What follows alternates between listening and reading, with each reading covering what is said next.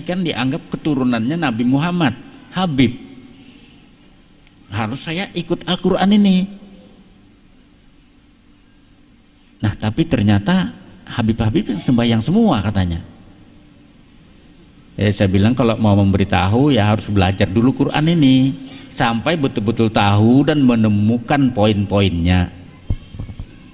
Karena di Al-Quran itu Pak ya, sebenarnya haji juga tidak ada. Coba Bapak nanti buka surat 9 ayat 19 At-Taubah. Di situ berbunyi, apakah orang-orang yang memberi minuman kepada orang yang mengerjakan ibadah haji? Kalau Bahtiar Surin orang yang mengerjakan ibadah haji, tapi kalau Al-Quran Arab Saudi orang yang mengerjakan haji bukan ibadah. Kalau di Al-Quran Arab Saudi mengerjakan haji. Jadi apakah orang-orang yang mengerjakan ibadah haji dan pengurus Masjidil Haram, apakah menganggap sama dengan orang-orang yang beriman kepada Allah dan hari kemudian dan berjihad di jalan Allah? Mereka tidak sama. Allah tidak memberi petunjuk kepada orang-orang yang jolim. Jadi haji jolim, pengurus Masjidil Haram jolim, apalagi yang mengunjungi. Tapi ini tidak enak didengar sama KUA. Nanti KUA tidak dapat uang lagi. Tapi ini nyata di Al-Quran tertulis. Dan menyembah Allah kafir di Al-Quran Arab Saudi itu. Kenapa Arab Saudi tidak mau menyapu ayat itu? Mestinya dia sapu ayat itu supaya orang tidak tahu, supaya orang tetap naik haji. Tapi ternyata dia tidak berani menyapu. Tapi orang tidak pernah baca Pak. Orang datang haji bawa Quran dari sana, saya kunjungi ke rumahnya, ada bawa Quran kah dari Mekah? Ada. Mana Qurannya? Saya mau tunjukin ayat itu. Katanya dimintain sama orang situ tadi, saya kasihkan. Nah jadi tidak tahu. Sudah sembahyangnya tidak ketinggalan. Ada lagi yang datang haji, saya datangin lagi. Saya bilang gimana? Dapat Quran kan dari sana? Iya katanya. Mana Qurannya? Saya mau lihat. Aduh, diminta anak-anak tadi bilang dibawa ke sana. Jadi tidak bisa dilihat jadinya. Nah, yang aneh juga orang datang haji punya dapat Quran dari sana tidak pernah dibaca. Jadi tidak tahu apa yang sebenarnya di dalam Quran itu. Padahal surat 9 ayat 19 tadi malah itu ya takut malah kalau orang baca itu sebenarnya. Dan ayat itu tidak pernah dilihat orang Pak. Hanya saya yang lihat ayat itu karena saya Quran itu ada 20 kali hatam Quran tafsir itu. Saya baca bolak-balik. Tadinya saya di Loduri itu imam. Dan langgar yang di gunung itu saya yang banyak bikin itu. Uang saya juga yang banyak di situ. Bikin langgar itu. Saya juga imamnya. Tapi setelah saya tahu arti-arti dari bacaan sembahyang itu, aduh, ini ngolok-ngolok Tuhan ini ceritanya. Al-Hakumut Takasur, kau dilalaikan oleh bermegah-megahan. Maksudnya Allah menegur kita. Kau dilalaikan oleh bermegah-megahan, lupa sama orang lain, maksudnya gitu. Hatta jultumur makabir, sampai kamu masuk ke dalam kubur. Nanti kamu akan tahu di sana. Nah itu Al-Hakumut Takasur.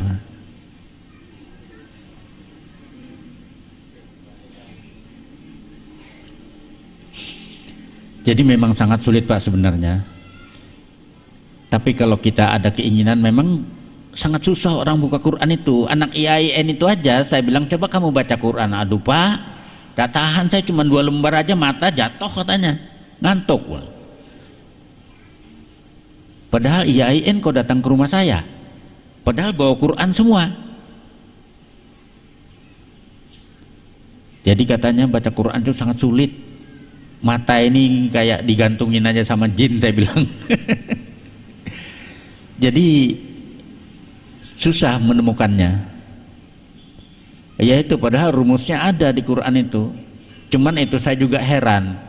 Saya itu selama berpuluh-puluh tahun sudah baru juga melihat ayat yang surat 9 ayat 19 itu At-Taubah itu. Baru melihat juga padahal sudah berpuluh-puluh kali hatam. Jadi Kebetulan kakak saya sudah setor haji. Jadi saya tanya, adakah ayat yang berbunyi begini? Jadi kakak saya bilang, kamu berapa kali sudah hatam? 5 kali hatam katanya. Ada ayat yang begini? Udah ada katanya. Ada itu, saya bilang di mana katanya. Coba buka tuh Quran tuh, surat 9 ayat 19. Baca. Begitu dibuka sama dia, aduh, aku batal naik haji. Langsung ditutup Quran, langsung ke AUA, dicabut hajinya sudah disetor. Jadi bilang ke AUA, lah ini nanti kalau dicabut ini lama ini baru bisa. Enggak, sudah saya batal. Loh kenapa batal? Saya bilang jangan cerita, diam-diam aja.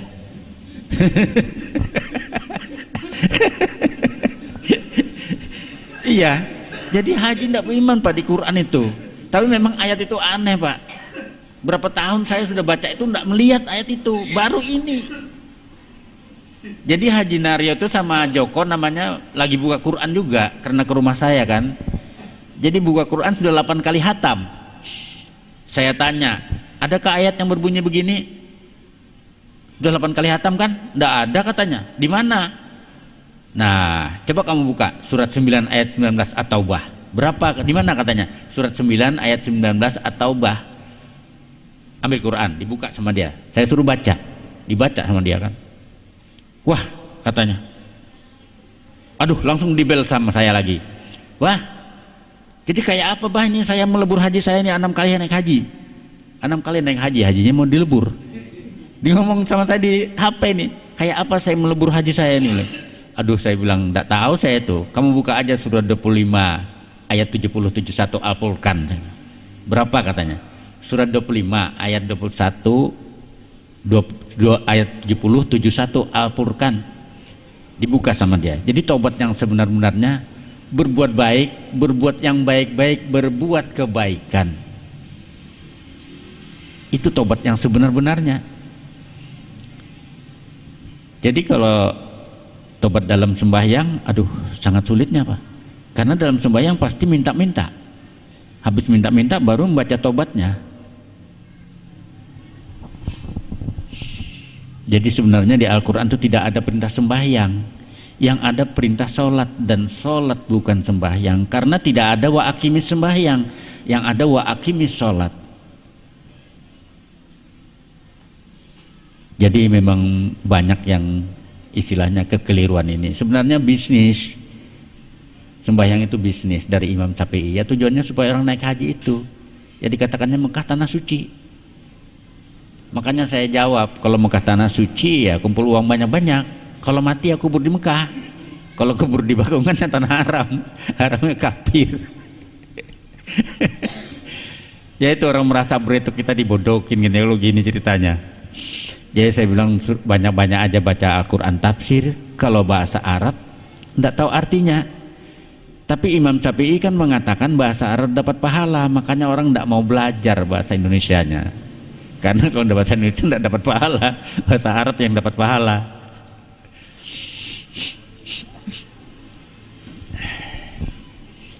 Jadi memang banyak yang datang. Ada anak Habib ya datang ke rumah. Itu katanya bapaknya kalau mati tidak mau disembahyangi. Jadi dia bilang, kenapa Pak?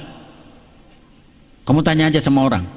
Jadi anaknya itu nanya keliling Samarinda itu, masjid-masjid dinaiki, tidak ada yang jawab. Satu orang pun tidak ada yang jawab, tidak tahu semua. Karena Habib tidak mau disembahyangi kalau mati. Jadi ketemu sama kakak saya. Jadi tanya sama kakak, Om gimana? Bilangnya bapak saya itu kan Habib. Dia pesan kalau mati jangan disembahyangi. Jadi bilang kakak saya, aku juga tidak bisa jawab nih. Kita ke tempat adekku aja. Jadi datang ke Lohduri. Jadi saya bilang, apa kabar nih? Ndak bah katanya, bapak ini kan Habib, tapi ada pesannya, kalau mati jangan disembahyangi. Saya tanya kenapa, ndak mau dijawab. Suruh tanya ke orang-orang. Udah sekeliling Samarinda saya tanyakan, masjid-masjid ndak ada yang jawab, Islamic Center ndak ada yang jawab, ndak bisa jawab semua. Jadi saya bilang gini, coba kamu tidur di situ. Ceritanya kamu ini mati. Nah, tidur situ. Nah, sekarang saya sembahyangi kamu, saya ucap iya kana budu. Artinya kan hanya engkau yang kusembah. Kamu jadi berhala, kamu di depan sejadah. Kalau kamu di belakang sejadah, kamu udah jadi berhala, tapi kamu di depan sejadah, hanya engkau yang kusembah, kamu jadi berhala. Terus diucap, iyyaka nasta'in, hanya kepadamu hamba mohon pertolongan, kamu tidak bisa lagi menolongi karena kamu sudah mati. Diucap lagi, ihdinas siratal mustaqim, tunjukilah hamba jalan yang lurus. Tidak bisa kamu memberi petunjuk lagi karena sudah mati. Kalau kamu masih hidup bisa aja. Tuh ada anak bapak tadi di sana saya lihat. Oh gitu Pak ya. Habis cerita-cerita pulang, ketemu bapaknya. Ya, bagaimana? Sudah Pak, dapat di mana? Jauh di sana sama adiknya Om Yus. Jadi apa katanya? Ya kalau bapak mati kan ditaruh di depan sejadah, terus diucap ya kena budu, disembahyangi. Hanya engkau yang kusembah, bapak jadi berhala. Diucap ya kana astain, hanya kepadamu hamba pertolongan, bapak tidak bisa lagi nolongi, bapak sudah mati. Ucap ihdinas siratal mustaqim, tunjukilah hamba yang lurus, bapak tidak bisa beri petunjuk lagi karena sudah mati. Kalau begitu kamu belajar di sana. Jadi disuruh belajar ke Luduri Pak, anaknya. Habib itu di Sempaja, tapi sudah meninggal sekarang bapaknya, itu saya dengar. Itu jadi memang aneh juga itu, karena memang kan sembahyang ini dari zaman dahulu, dari zaman nenek moyang sudah ada, jadi sangat sulitnya. Cuman pada zaman dulu ceritanya tafsir itu tidak ada, yang ada hanya bahasa Arab, jadi tidak ada yang sempat belajar, jadi tidak ada yang tahu kalau di Al-Quran dinyatakan menyembah Allah kafir, tidak ada yang tahu. Haji tidak beriman, tidak ada yang tahu. Jadi sekarang itu aja baru ada ketahuan. Itu pun yang apakah orang yang mengerjakan ibadah, memberi minum kepada orang yang mengerjakan ibadah haji dan pengurus Masjidil Haram, kamu anggap sama dengan orang-orang yang beriman kepada Allah dan hari kemudian dan berjihad di jalan Allah? Mereka tidak sama, Allah tidak memberi petunjuk kepada orang-orang yang jolim. Saya itu sudah berpuluh-puluh kali hatam dan melihat ayat itu, baru aja dilihat. Setelah itu ada ponakan saya datang ke sebelah, saya lagi tidur, Julak bangun Julak, kenapa? Tuh trompet sangkakala berbunyi. Kalau trompet sangkakala berbunyi itu kiamat sudah. Iya betul Julak, tuh di TV. Jadi saya dengarkan di TV, oh ternyata geseran bumi. Bilangnya geseran bumi, bukan trompet sangkakala. Kalau trompet sangkakala berbunyi itu kiamat, saya bilang. Nah begitu tidur malamnya itu, subuh itu rasanya dibangunin, langsung siapa yang bangunin saya ini?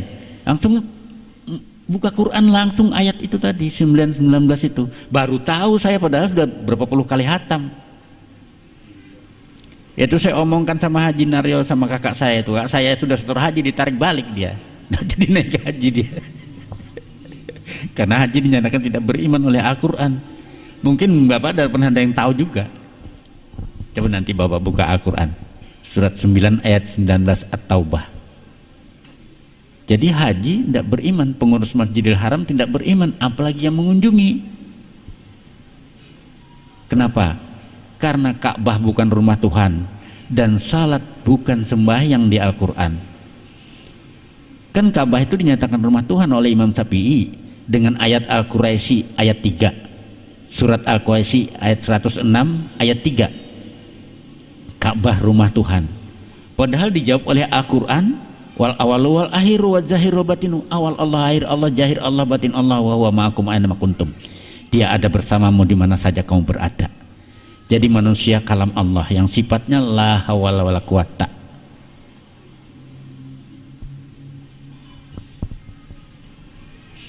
Jadi kalau kita sembahyang itu kita terakui Pak sebenarnya, karena seolah-olah kita yang memberitahu Tuhan. Karena ayat dari Tuhan untuk kita tadi kita bacakan ke Tuhan. Jadi kita yang memberitahu Tuhan, padahal Tuhan memberitahu kita dengan ayat-ayat itu.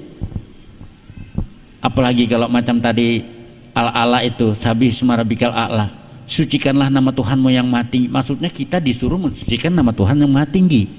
Siapa namanya? Di Al-Quran itu ada tataan sebenarnya yang menyuruh Sebutlah nama Tuhanmu dalam hati di waktu pagi dan petang, janganlah engkau termasuk orang-orang yang lalai. Itu sebenarnya perintah. Ada 17 ayat itu di Al-Quran yang mengatakan begitu. Puji muliakan pagi dan petang, puji muliakan pagi dan petang. Artinya zikirkan, maksudnya gitu, diingatkan. Hanya itu yang disuruh. Kita disuruh ingat. Dan di situ ada penjelasannya. Siapa namanya yang sebenarnya itu? Di Quran ada. Surat 61 ayat 6. Terus diselat lagi 2 ayat itu, sambungannya ayat 9, 61 ayat 9, As-Saf. Jadi di situ jelas. Dan itu perintah itu banyak di Al-Quran, bahwa kita disuruh mensucikan namanya. Jadi perintah sembahyang di Al-Quran tidak ada sebenarnya. Yang ada perintah sholat, dan sholat itu berbuat kebaikan, bukan sembahyang. Yaitu saya bilang, kalau Bapak istilahnya punya keyakinan dan sanggup membaca tafsir itu sebanyak-banyaknya, ya kalau nasib mujur Bapak dilihatkan di sebelah sana itu. Nah, kamu lihat ini, gimana orang sembahyang, gimana orang haji itu, apa yang diterimanya, ada semua. Cuman kita susah ngomongnya begitu, nanti jadi fitnah. Jadi sebenarnya masalah ini jelas di Al-Quran itu. Sholat itu bukan sembahyang, itu sudah jelas dengan tataan Al-Quran aja. Karena sholat mencegah keji dan mungkar, keji kejahatan, mungkar kejahatan. Jadi sholat bukan sembahyang, mencegah kejahatan, maksudnya berbuatlah kebaikan. Dan pujian berbuat baik itu sangat banyak, surga semua.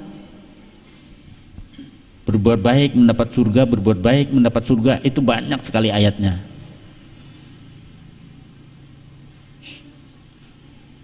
Jadi yaitu saya bilang 2 kalimat syahadat di Al-Quran tidak ada. Sholat bukan sembahyang, puasa juga tidak benar. Yang benar hanya zakat, karena zakat itu sedekah sesuai Al-Ma'un, sesuai Wadduha. Mengenai zakat itu ada ayatnya semua. Sekarang kalau kita baca Al-Ma'un itu, kita bacakan kepada Tuhan, berarti kita menyuruh Tuhan menyantuni anak yatim, memberi makan fakir miskin.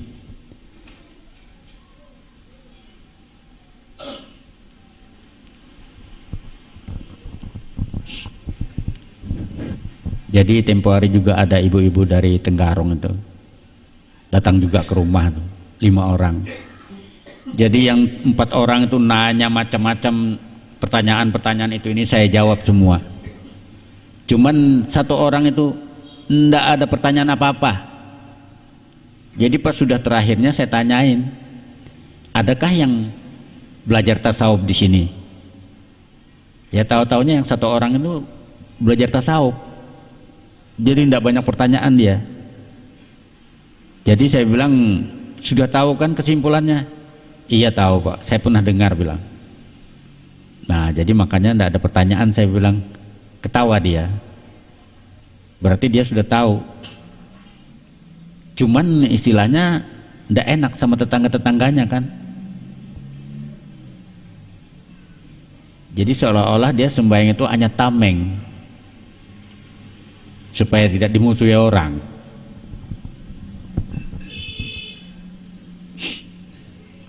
Jadi memang sulit ya. Padahal tidak ada perintah sembahyang di Al-Quran tuh, yang ada perintah sholat. Jadi sholat itu juga bukan sembahyang. Kalau Nabi Muhammad sembahyang, mengucap ihdinas siratal mustaqim, tunjukilah hambanya lurus, mengucap lagi wahdini, berilah hamba petunjuk, Nabi Muhammad mengingkari Al-Quran. Al-Quran petunjuk yang diwahyukan kepada Nabi Muhammad. Jadi Nabi Muhammad tidak sembahyang. Sekarang kalau di Al-Quran itu tertulis surat 4 ayat 125, Nabi Ibrahim kesayangan Allah. Jadi Nabi Ibrahim itu kesayangan Allah. Surat 2 ayat 124, Nabi Ibrahim imam seluruh manusia. Jadi tidak ada lagi imam pas sebenarnya, karena dia imam seluruh manusia kalau menurut Al-Quran. Nah, jadi surat 163 surat 6 ayat 163 itu Nabi Ibrahim orang yang pertama-tama menyerahkan diri kepada Allah. Jadi pertama-tama orang yang mengucap la hawla wala quwata itu Nabi Ibrahim, Nabi yang keenam.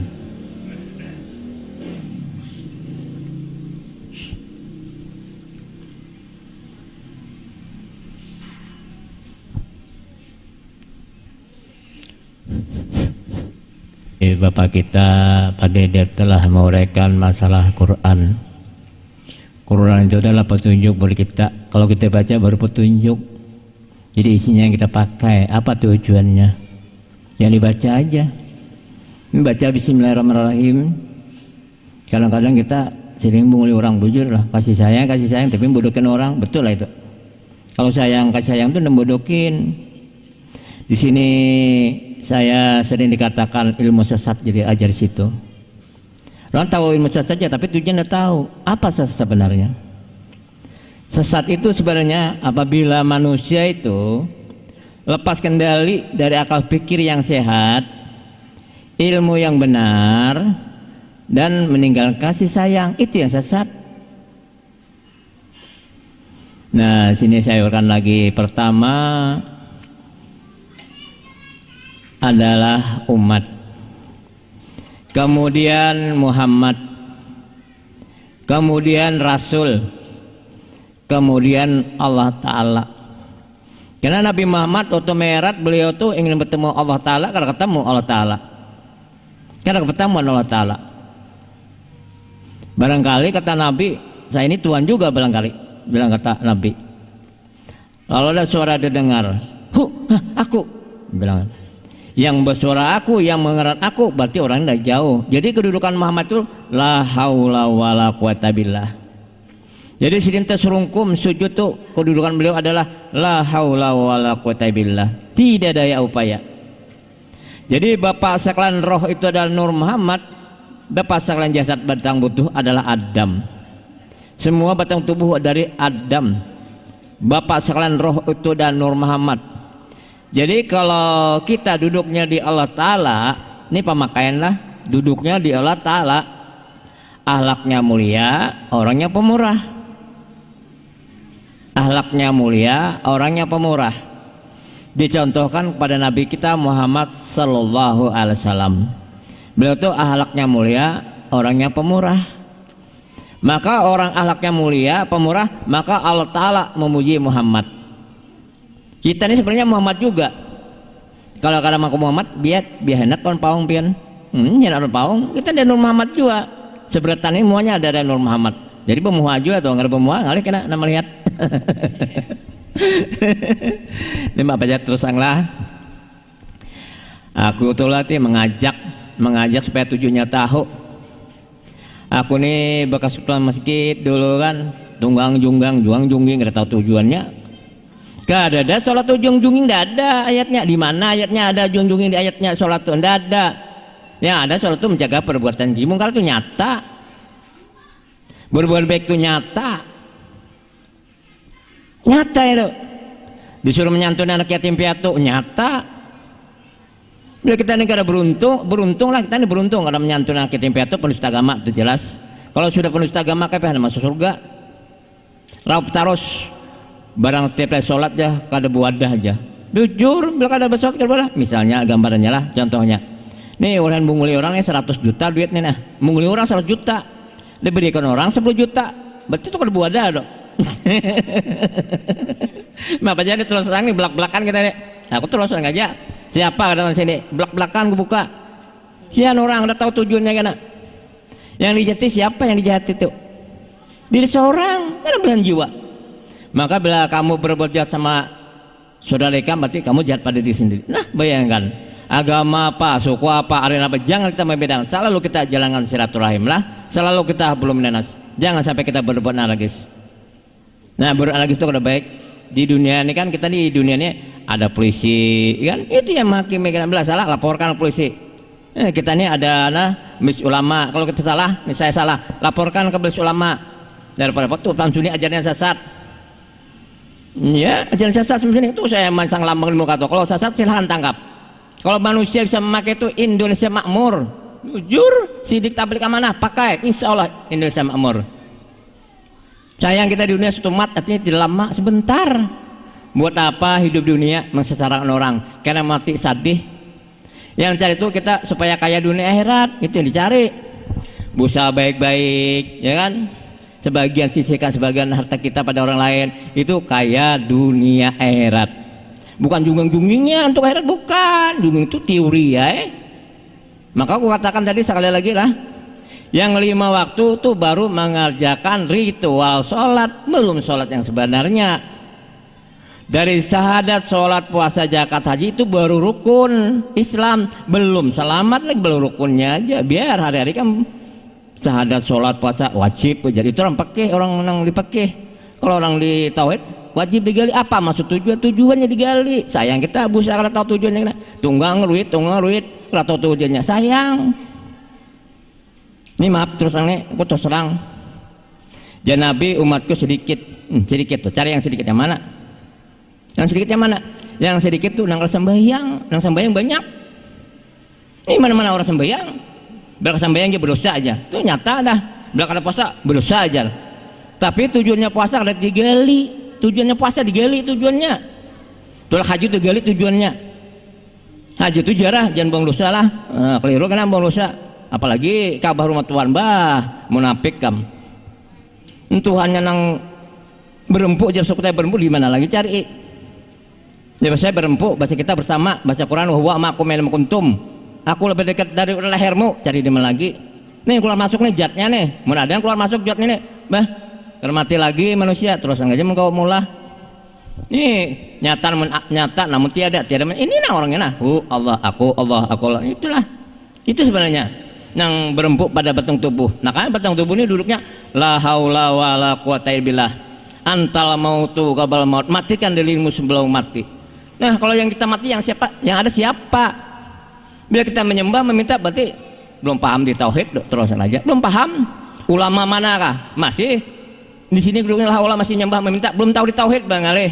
Masih dipekih. Terus aja. Nih termasuk bermain kisahnya nih. Dan tangan sambil tertawa sambil. Jadi di sini kedudukannya ikhlas. Itu harus ikhlas memberi itu begini, lawas bisa ikhlas tuh. Mungkin ada belajar halus dulu kada kau ikhlas. Aku ini terus terangnya dulu lah. Bila ada baruhane nanggar penyembayang kada kundang. Nih nang toko-toko ama aja nang al sujud itu kundang nyaliung. Ngeluarin zakat aja. Zakat kan dikumpul orang bampat 5 nih nang masuk ke kamar ini banyak-banyak 100 ya kan nang ada nih 10 kayak kan 5.000 pulang itu kada benar. Maka kita harus mengerti nih berdiri apa maksud tujuannya. Pertama berdiri ini kita disuruh betul-betul di jalan ihdinas siratal mustaqim, jalan yang benar. Misalnya kita berdagang yang baik, menguntungkan pelanggannya, pelanggan yang baik, menguntungkan pedagangnya, ya kan? Pemerintah yang baik, menguntungkan masyarakatnya, masyarakat yang baik, menguntungkan pemerintahnya. Itu sebenarnya. Kalau lebih santuni anak yatim dan beri makan orang fakir miskin. Nah, yang rokok lah, sujud itu kita merendahkan diri, jangan sombong. Merendahkan diri, jangan sombong. Arti kita orang fakir nih, orang fakir lah. Bila kita sujud tuh takalang rambut. Karena sah sembahyangnya itu sembahyang. Kalau itu sebenarnya mantik, isyarat. Maka kalau kita ini jadi umpamanya saya ini jadi ketua guru lah, sama anak buahnya yang ini dibeda-bedakan, yang tuang kebun di sini makanannya, yang lumayan tinggi paketnya sini-sini, itu yang kebun disisihkan makanannya tuh dibedakan. Itu tidak benar. Nah itu. Assalamualaikum makanan assalamualaikum itu pengertiannya kita disuruh membawakan sifat salam. Sifat assalam menyelamatkan, mensejahterakan. Sama tetangga kita jangan cecok. Kita hidup rukun walaupun pendapat berbeda. Karena pendapat berbeda itu rahmat sebenarnya. Kalau ada yang jahat kita tahu yang baik. Ya ada yang jahat ada yang baik itu pasti selalu berpasang-pasangan. Nah kalau kita sudah paham ilmunya, kalau ada lebih santuni anak yatim dan beri makan orang miskin, itu sebenarnya tujuannya sholat. Maka kemarin ada orang beli papan datang ke sini, Kita uraikan semua, Pak. Zaman dulu bahasa kita tuh para Umar, Utsman, Ali itu pas sahabat tapi berlomba baca Quran lah bahasa kita kan. Di Umar, Utsman, wih hebat suaranya, merdu kayak dangdut di KDI gitu nah. Bilangnya kayak itu, sing hebatnya suaranya nih kan. Lagi kelenggoknya. Lalu yang si Ali ini suaranya memang kada baik. Ali, giliran kamu bilangnya. Ali baca Bismillahirrahmanirrahim. Alif lam mim. Sadaqallahul azim. Kenapa gitu Pak ya? Ya itu Pak, badi nilai Ali itu yang menang, bilang. Kenapa gitu? Karena maknanya besar ini. Bismillahirrahmanirrahim itu kita sudah menjalankan kasih sayang. Karena Tuhan bersama kita. Kalau kita menjalankan kasih sayang bersama Tuhan loh. Bila jahat lain bersama hantu Bang Ali. Kemudian alif lam mim itu kita baca diri kita nih, apa banyak kebaikan, apa banyak keburukan. Kita tahu yang baik buruk, tahu.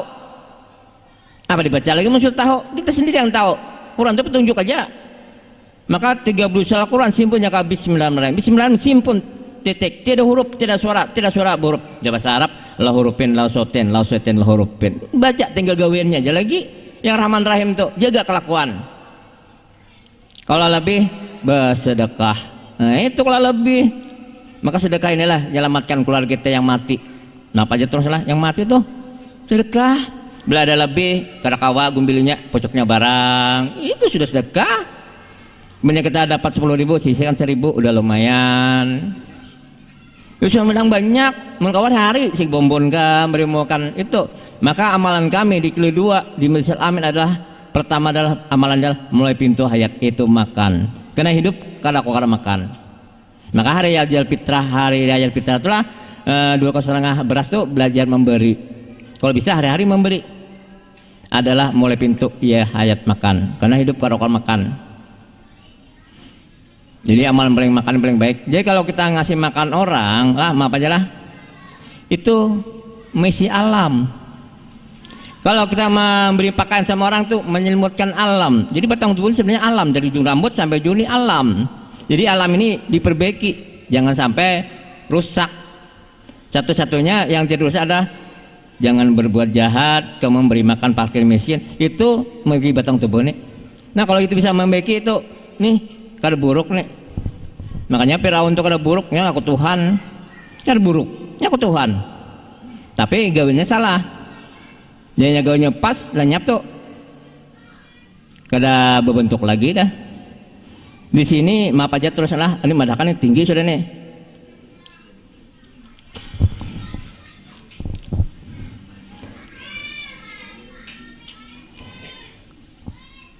Mengaku Tuhan Firaun. Kadang ngaku Tuhan munafik, syirik. Mengaku Tuhan Firaun, kadang mengaku Tuhan syirik. Orangnya sudah berempuh di mana lagi? Jadi kita inilah pelakunya seberatan, pelaku Tuhan seberatan. Kalau nya baik, insya Allah selamat. Bilangnya buruk, sadih, pelakunya seberatan. Nah ada ini pelakunya semuan. Jadi aku menguraikan aja, tergantung masing-masing pemakaian. Jadi pemakaiannya itu yang paling utama karena 9 perkara nih lah. 9 perkara nih yang harus dipakai oleh kita. Pertama sidik, jujur. Kedua amanah. Ketiga patanah. Keempat sidik, tablik, amanah, patanah. Kemudian ikhlas, ridha, sabar, sangka baik. Jalankan sifat kasih sayang. Insya Allah selamat dunia akhirat. Insya Allah selamat dunia akhirat. Ya. Nang kayak apa gawean kayak apa aja jangan mencela. Cuma memberi pengarahan jalan yang benar. Kalau cocok pakai, kalau cocok apa jangan kita memaksa. Karena kayak gini masing-masing. Kami pun tidak tidak memaksa. Kalau cocok artinya pakai. Kalau cocok kalau apa? Kami tidak memaksa. Kami uraikan tujuannya supaya tahu. Aku dulu sembahyang juga bahannya. Sembahyang aku dulu jadi ketua masjid, tunggang ruit sembahyang tujuannya tahu. Itu dulu sudah aku tahu paham di tauhid. Nah di tauhid inilah sebenarnya kedudukan yang benar. Maka kita harus percaya dengan Taurat, Injil, Taurat, Zabur, Injil, Quran itu harus percaya. Pada nabi-nabi itu percaya. Yang gugurkan para umat-umatnya nih masalah persembahan loh aja gugur. Semua ajaran yang baik, cuma persembahan yang gugurkan. Taurat itu adalah tauhid. Itu tauhid itu jabur meleburkan diri, itu tinggalnya. Semua ada maknanya Quran tuh. Maka disimpulkan di Al-Quran. Maka Quran tuh kitab suci apa? Kitab suci. Quran itu siapa suci karena sudah dari 3 langsung ke Al-Quran tadi. Jadi di sini ada sini bacaan sedikit. Barang siapa tidak mengamalkan isinya bismillahirrahmanirrahim, berarti orang itu merasa tidak mati selama-lamanya. Barang siapa mengamalkan isinya bismillahirrahmanirrahim, berarti orang itu merasa esok akan mati. Beribadah bukan membawa keselamatan surga. Yang membawa keselamatan amal perbuatan kebaikan sesama manusia. Itu sebenarnya yang masuk surga lah. Amal perbuatan sesama manusia. Itu yang bawa ke surga, yang menyelamatkan. Kalau kita selamat dunia, berarti selamat di akhirat. Islam itu selamat, Pak. Kalau kita tidak melakukan kejahatan, selamat. Nuntung diselamatkan, jangan mengisahkan orang macam-macam, jangan mencelok, apalagi fitnah. Waduh, sedih. Nah, kalau orang sombong ini, bah susah. Sombong sering berdunda, bah payah sudah. Sudah sombong madu domba lagi. Padahal kan di sini ilmunya sesat, kafir. Ya kan kafir. Orang tahu tujuannya kafir. Kafir apa sebenarnya? Sesat apa tujuannya? Ada tahu kafir sesat aja. Kafir itu adalah kaum orang yang mau pikir apa hidup sudah bermanfaat apa belum, itu sebenarnya kafir. Bukan kafir karena cuman kafir kayak Firaun jahat.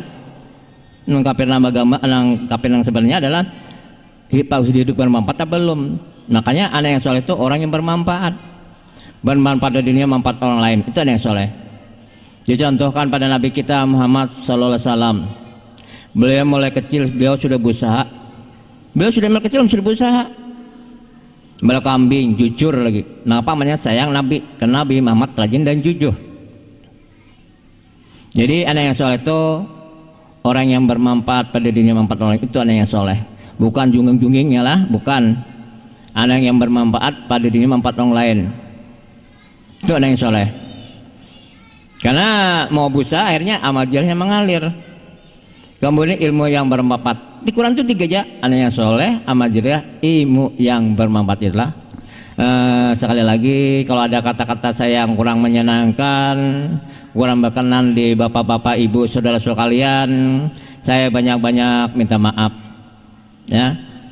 Jadi kalau ada kekeliruan kata-kata saya atau tersinggung, saya juga sekali lagi mohon maaf lahir dan batin. Sekian, terima kasih. Assalamualaikum warahmatullahi wabarakatuh.